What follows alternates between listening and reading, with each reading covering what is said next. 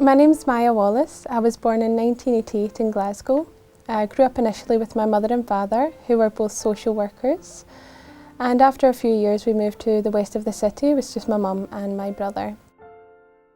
Initially my childhood was quite lonely, so I didn't have a wide social circle. It was very small, so I would spend my days at school, and after school I would come home. So then it would just be me, my mum and my brother. And what I would do, we'd watch TV. That was a big feature in our childhood. We didn't do a lot of outdoor activities in the sense of things that you would go and pay to do. What we would do would be making jewellery, playing with my dolls. I was very active in lots of sports, gymnastics, athletics. I enjoyed a lot of outings with my mum, biking, home baking, things like this. In summer I became very active, so I'd go and stay with my grandmother and my grandfather in Ayrshire, and it was activity after activity which I loved. We would go swimming every single day, we would go into town, we would go shopping, we would do more baking, which I loved because my gran is an amazing cook.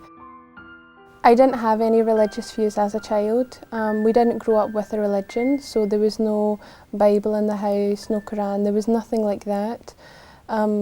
My family, my wider family, so my aunts and uncles, they're scientists, so a lot of the views that I had maybe came from them. So there was no impact, do I believe in God, is there a God? There was no such discussions. I found out when I was much older, speaking to my mum about religion, that apparently I used to go to Sunday school, but I have no recollection of that whatsoever. So in high school I took religious education, much to the dismay of my teachers. I decided to switch subjects because I wanted to learn a little bit more about religion. At this stage I had a desire to get some answers, not to adopt a religion, not to become Christian or a Sikh or Catholic. It was just to find the answers to these questions I had since I was a young girl. Now at school, I didn't get those answers. The religions that they taught, they didn't make any logical sense. And I thought, why would I have faith? This is from God, because surely God should be able to explain to me simply the answers. So my high school didn't teach Islam. At the time, it was quite superficial. They said that they couldn't teach Islam because they didn't have a religious education teacher who'd studied that religion. Either way, I was happy. To me, it wasn't a real religion, it was barbaric. The Muslims were crazy nutcases. They were just people that would terrorise innocent people, they would blow up buildings. So for me, I was glad. I didn't think that I would ever become Muslim, that I would ever entertain the idea of Islam. So it's quite ironic now. I am a Muslim.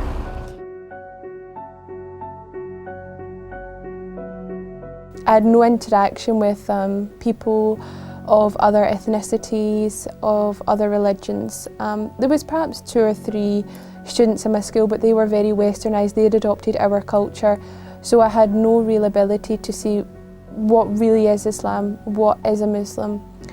So from there on in I thought, well, I've learned about the real religions. They're a load of rubbish, I don't believe in them. So I just carried on. I just became a normal Scottish teenager. I done what you would expect of any sort of British teenager. I went out clubbing, I drank alcohol, just had a laugh. There was no point to it. Looking back, I just think at that time I thought that's what you did with your life, but to me now it just seems pointless. And where my journey into Islam began was in 2005 I started working in a call centre. And in that call centre it was predominantly Pakistani people that were in there that were Muslims. And they were not crazy. They were not anything that I had imagined, that the media had portrayed. And in actual fact, they became my best friends. And this is the first time I felt I had real, true friendship, where these people really cared for me, I really cared for them. And there was a group of us. So there was Saima, there was Shakila, there was Talib, Nabil and Atif. And it was us lot together, and I would just, initially it was just, I was interacting with them and we would just do normal things, go to the cinema, we would go out for meals.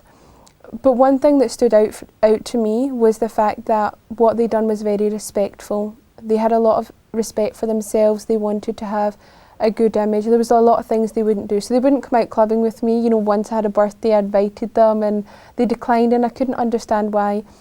So slowly, it was just their behaviours, their mannerisms that introduced me to Islam.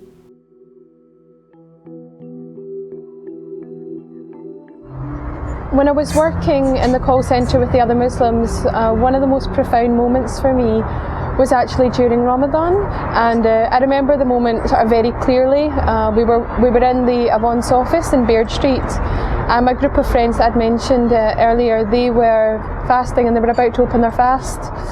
And Saima, she actually handed me a box of spring rolls that her mother had made, and she offered them to me if I wanted some. And to me that was just such a profound moment. You know, here I am, having eaten all day, probably not even realising, you know, drinking in front of them, having water or something, and they're offering me food.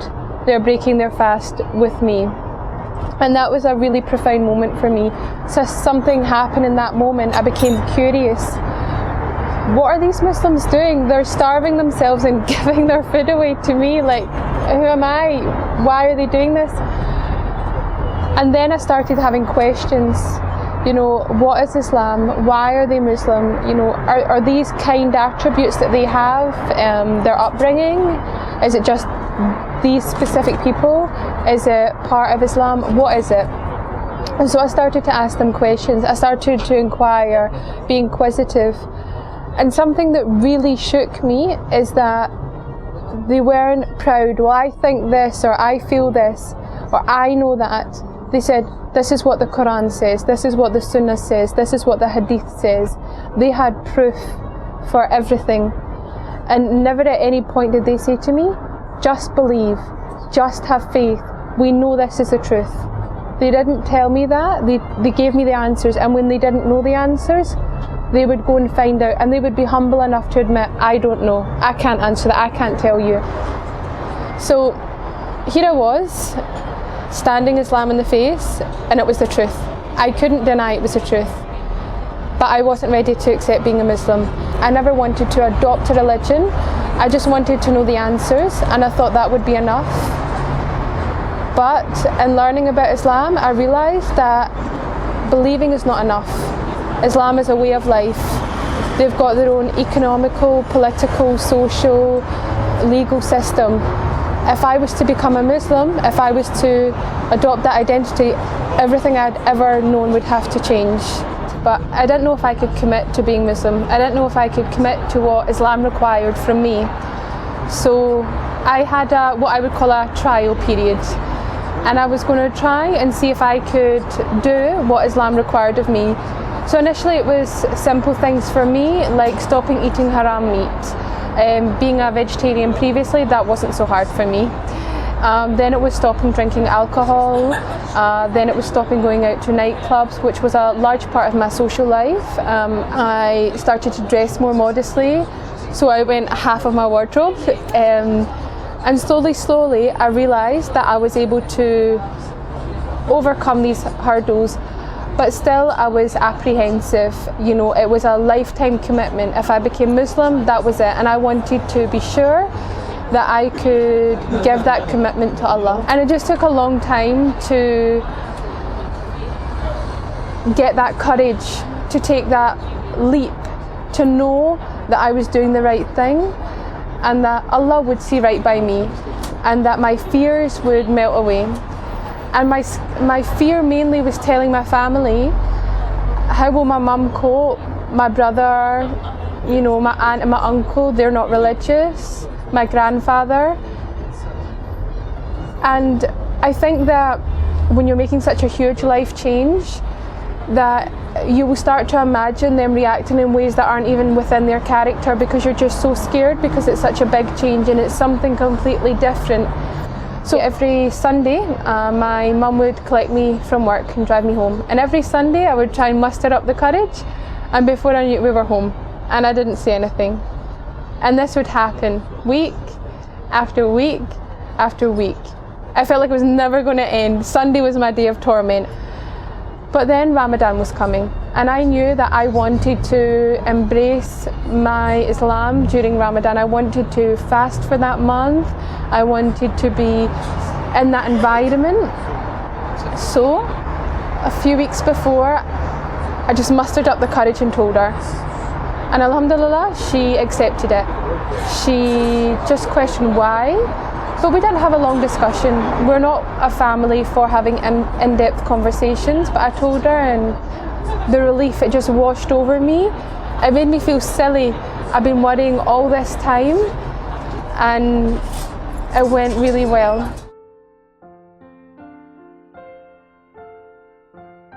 I went with my friends, some of my very good friends, Sam as well, Sam, and we went to Glasgow Central Mosque.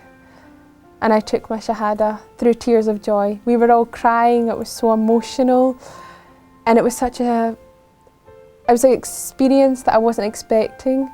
We went, and at first we were told to go to the study room, and I would take my Shahada there with the Imam. I wanted to do it properly. I didn't want to do it just with 2 witnesses, which is all the requirement. I wanted to do it in the mosque, let everyone know, get a certificate, I'm Muslim. I found the answers. So we went, and the Imam sat me down. He started asking me strange questions. Why do you want to become Muslim? Is someone forcing you? Do you want to do this? And I'm like, yeah, that's why I'm came. Please just let me take my Shahada. So he just obviously wanted to make sure I knew what Islam is. I knew what being Muslim meant. And then that day, after I prayed, it was the Jummah Friday prayer. So we went and we prayed, and I remember feeling so nervous because of all the things I had learned. I didn't know how to pray Jummah. So I was standing there and my nerves, and I started to forget the prayers and the recitation that I'd learned. So I'm copying my friend, and I'm like, am I allowed to be looking at her at the corner of my eye? And we prayed, and that day was very emotional. The Imam gave a speech, and he was saying how there was a birth. That was me, which I found out later because I'm a revert to Islam. I'm a newborn in the eyes of Allah. There was also a marriage and a death, and that whole time that I was there. So in 2009, I finally reverted to Islam. I did change my name for 2 reasons. One, I wasn't too fond of my original name, but also I wanted something with a bit more meaning. So I chose the name Maya, as originally called Robin.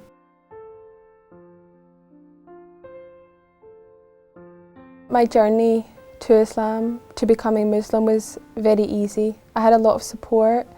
I had a lot of friends around me, even my own family my mother, my brother, they were very supportive of me.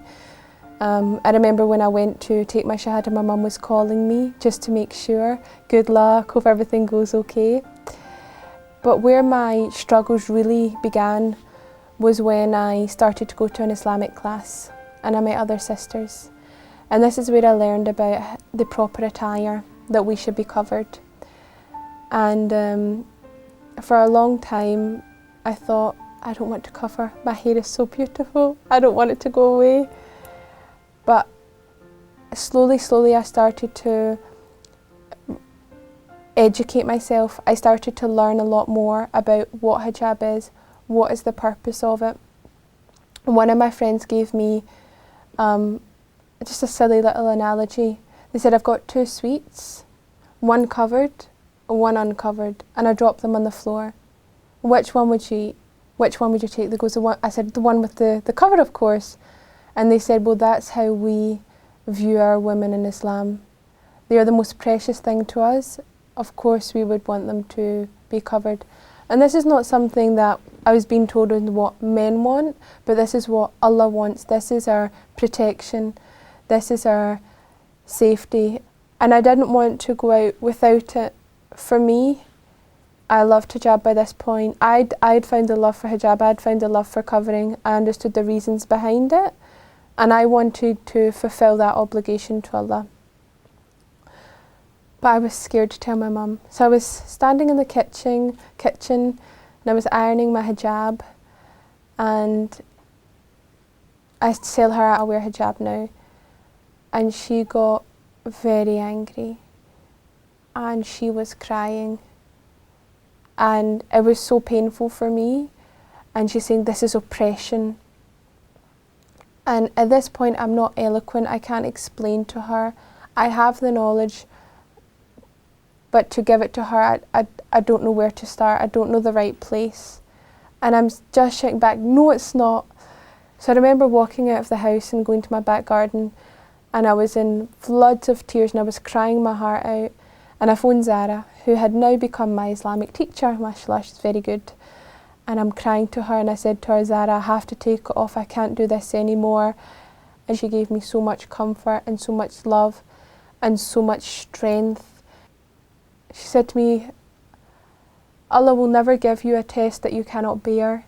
There will never be something in your life that you cannot overcome. It is there for a reason. So I found a lot of comfort in her words, and I put it on and I wore it and I left the house. And my end point with my wider family came when it was my graduation, and my mother and my aunt and my uncle came, and I was hiding from them. I was in my graduation gown. I was wearing this big black graduation cloak and a black hijab, and I was just all black.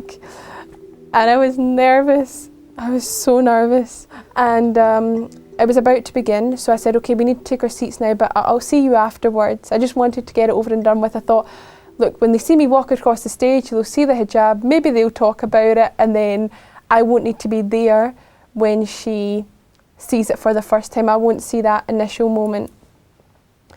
And alhamdulillah, that's what happened. It was too late for them to come and greet me before, so I went upstage, I accepted my award, and I came down, and I could see in their faces that they had some apprehension. They were shocked, but they accepted it. My grandfather's not a man of many words, so when I went to see him, he'd been informed, I believe, by my family that I was Muslim and that I covered. And we've never spoken about it, me and my grandfather. And what he done, he says to me, all of your grandmother's scarves are upstairs in the bottom drawer, and I've looked them all out, and they're all there for you, you know, for your. And he wouldn't say anything, he just went, for your. And that's when I knew that through that trial, through that, for me that was a very hardship, that there was light at the end of the tunnel, if you want to call it that. There was peace at the end for me, and that my family accepted the hijab, and that now they understand the reasons behind it. And you guys don't know this as you're recording it, but I've wanted to wear a abaya for a long time. I've wanted to put on the proper covering, and I've been too nervous, and actually had discussion about the abaya with Ahmed, who's another revert, and he said to me, you will find the strength. Your husband, he will give you that guidance, and you'll be there. So when I was asked to come on this show, I thought, I don't want to go on wearing, like, I know I'm covered, you know, my arms down to my feet, my head, but I said, I don't want to go on and wear my dress. I don't think that's right. I want to be a good example to my sisters out there, to Muslims, to people that are thinking about reverting. So today I put on the abaya for the first time.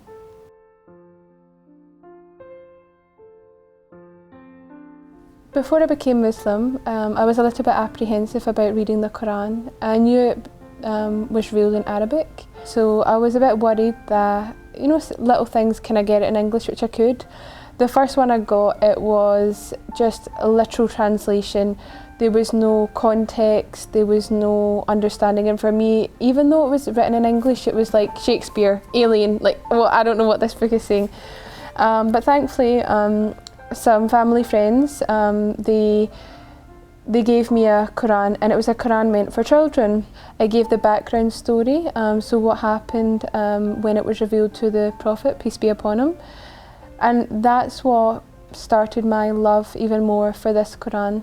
So now whenever anyone asks me about Quran, I say to them, don't be scared about reading it. You know, I'll give them a copy of it that I think would be a good one to read, because although every single Quran has the same words in it, some are very good at explaining it. And for me, my favourite part of the Quran is in Surah Al-Baqarah.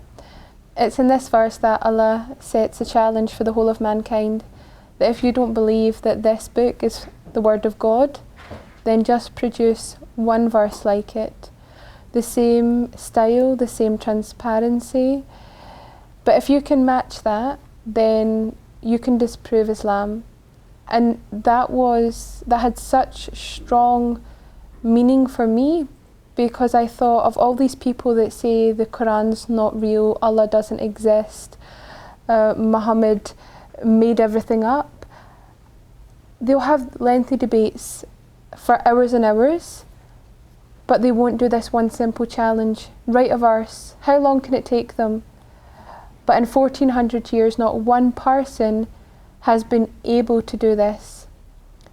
And the second part of this surah that meant a lot more to me, is that Allah goes on to say that you will not be able to, write a verse like it. And I just think to anyone out there that's doubting Islam, then take this challenge. Come forth and bring a verse.